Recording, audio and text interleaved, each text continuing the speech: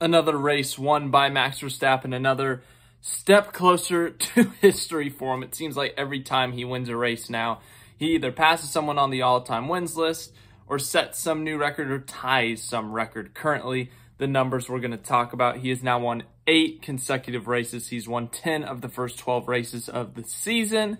So why are those numbers significant? Number 8, he has won 8 straight races, as I just said.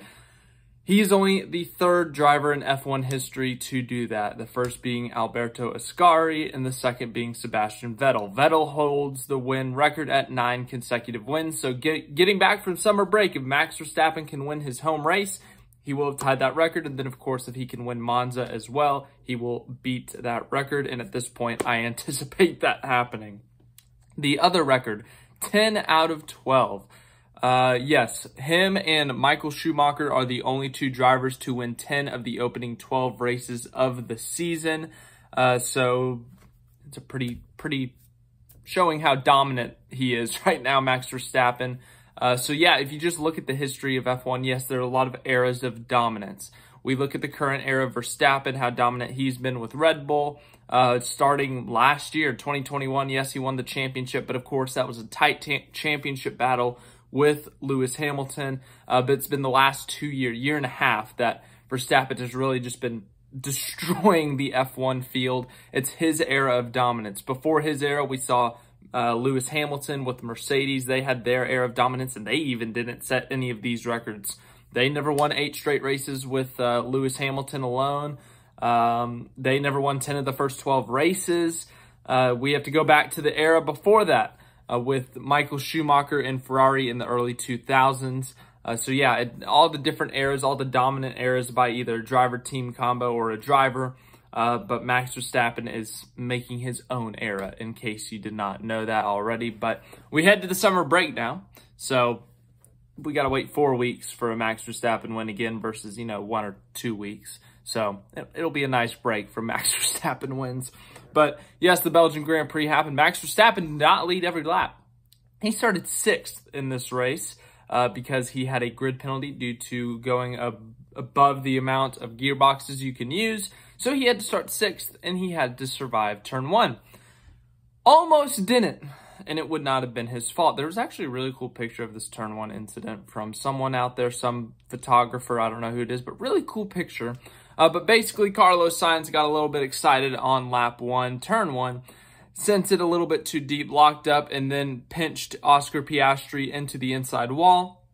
As a result, Piastri had a puncture, had some more damage as well, and he was extremely slow, like limping up to Eau Rouge, and Verstappen actually almost hit him. That's why I say he just had to survive turn 1. He almost didn't. But he got damaged. Sainz got damaged. It ruined both of their races. They both ended up retiring. Piastri retired on lap 1. Sainz ended up retiring on, I think lap 24, 25, somewhere around there, maybe lap 23, somewhere in that range. So it ruined both of their days. No penalty. And I was a little surprised there wasn't a penalty after yesterday with Perez and Hamilton. Perez didn't spin. Perez didn't wreck. Hamilton made contact with him, and it put a hole in his side pod and ruined his day. And they gave Hamilton a 5-second penalty today. Kind of the same situation where Sainz didn't spin him. He didn't wreck him, but he did terminal damage to his car, yet there was no penalty for Sainz. So, if you're going to call it one way yesterday and the other way today, why? I think they should be called the same. If Hamilton's thing was a 5-second penalty, this thing this morning was a 5-second penalty. If yesterday's wasn't a penalty, today's wasn't a penalty. I don't think you can go opposite. I would say they're both racing incidents, not intentional. Nothing egregious happened. I don't think either of them should have been a penalty, really. But, if you're going to call it a penalty, be consistent. Today should have been a penalty, too, even though Sainz ended up retiring. So, I guess, in a sense, it was a self-inflicted penalty. I don't know. Anyways, I guess let's look at the results of the race, because there was really not much else that happened. There were some good racing battles. We had Gasly Albon. That was fun. Other random battles that I'll remember as I scroll through this. But Max Verstappen wins again. He's dominating. If you didn't know, his preseason over-under on wins was 9.5. He's hit the over in 12 races. Yeah. Sergio Perez finishes second, his best finish since Miami. Got on back on the podium last week at Hungary, but finishes second today. Good confidence booster for him. He took the lead on lap 1, led 15 or so laps before being passed by Verstappen, which we all saw coming, and he finishes second. So Red Bull has hit 500 points in the constructors' standings, and second place Mercedes has not even hit 250 points. It's wild. Third place Charles Leclerc. Oh, Ferrari, they get to smile going into the summer break. Charles Leclerc gets to smile going into the summer break. How about that? They have something to be happy about. They were the best non-Red Bull car today. That is like a win this year. That is like a win. But on a serious note, Leclerc, really good all weekend, fast in qualifying, fast in the race, to get a podium, get a trophy. I think they got to be happy with that. Really good for them, and also good for the constructors. But, of course, Sainz not finishing, that's going to hurt them a bit. Lewis Hamilton finishes fourth. He did pick up the fastest lap at the end, so he got a bonus point for that. Solid day for him. You know, not much else to say. Last year, he was flying in this race, like literally in the air flying. So to finish fourth, solid result for them. Fernando Alonso finishes fifth after a terrible sprint race yesterday. Good amount of points for him. Him and Hamilton are only separated by 1 point in the driver's standing. So if it wasn't for Red Bull, this Hamilton-Alonso championship battle would be quite something. Obviously, the results will play out different, blah, blah, blah, blah, blah. Point being, this battle for third in the driver's standings is quite fun between Alonso and Hamilton. They had a good little battle there as well. George Russell finishes sixth, so really good day for Mercedes, strengthening their grip on second place in the constructors' standings.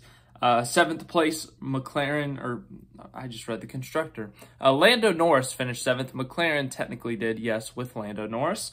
But a really good day for him. It was a struggle early on, I should say. Running in the back of the pack, just things not running well, but they made a couple strategy calls, got back up there, and were able to hold on to seventh. So a really good result considering how the day started is how I should have stated it. Eighth place, Ocon. He had a solid day. They needed the points, good points for Alpine. Ninth place, Lance Stroll, Aston Martin, a couple of points there. Helps them for third in the constructors. 10th place, Yuki Tsunoda, solid day for him. I think he started 11th, 12th, somewhere in there. He was in the points all day, very impressive. Was up to 6th at one point. So really impressive day by Yuki Tsunoda. And to get a point, good for them.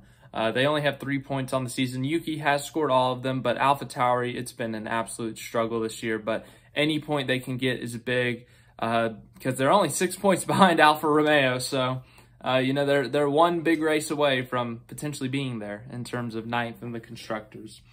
11th, Pierre Gasly. These are your non-point finishers. Gasly, Bottas, Zhou Guanyu, Alex Albon, Kevin Magnussen, Daniel Ricciardo. I didn't get a chance to talk about him last week, but Ricciardo back in F1. Of course, I think I talked about the breaking news when De Vries got fired and Ricciardo took over, but Daniel Ricciardo back in the car. He looked good at times today. He had a good couple of battles with Bottas, one of the Alpines. I think it was Ocon, maybe, but you know, it seems like he's easing back into it, but now he's got a month until he's back into a car again. Logan Sargent, 17th.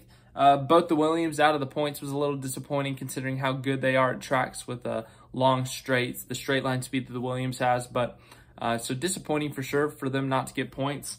So yeah, they just get a nice reboot over the summer break. Nico Hülkenberg finishes 18th, and then Carlos Sainz and Oscar Piastri did not finish because of that lap 1 incident and the damage they sustained from that crash. As for the championship's over. Verstappen, I think I said this to someone, Verstappen could pretty much, you know, just sleep through every single race the rest of the year and still win the championship. Like, I kid you not. I think Perez would have to podium every single race, and there's still the risk that either he has a bad qualifying session or he gets wrecked. So, yeah. As for the constructors, Red Bull could sleep through the rest of the season and still win the constructors. I think they should do F1. I know it's super gimmicky. They would never do it. The instant that Verstappen clinches the championship, which will probably be Singapore, let's be honest. I don't think it actually will be. It might be the race after. I think Japan is after that. Singapore or Japan, whenever Max Verstappen clinches the championship, they have to hand a document to Red Bull saying, All right, you have to pick 1 or 2 races. Let's make it 2 just for the fun of it. You have to pick 2 races. 2 races. You can get the newest parts you want. You can do, not illegal parts, but you know, you can, if you're over the gearbox limit, if you're over the engine limit, put the newest stuff you got in there, but you have to start last, dead last on the grid. And Max Verstappen has to do a last to first challenge. And then if you know, with the straight line speed of Red Bull, I think they would pick Vegas and Abu Dhabi. And I think that would be fun. I think that would spice things up a bit. No? Yeah, I know it's really gimmicky and they never go for it, but let's do it. Let's get really spicy and make them start at the back with Verstappen at Vegas and Abu Dhabi. It would be quite fun. But yes, championship over. But the other battles in the championship are fun. 3rd in the drivers, 2nd in the constructors, and all the way down. So, yeah. Anyways, thanks for watching. We got a NASCAR race coming up. I told you guys I would finally have a new background. Here you go. Get a good look at it. You'll see it a lot now. But thank you for watching. Have a great rest of your day, great rest of your night, great rest of your morning. Yesterday I said have a good night and evening. I meant morning, but I said it right this time. So have a good day.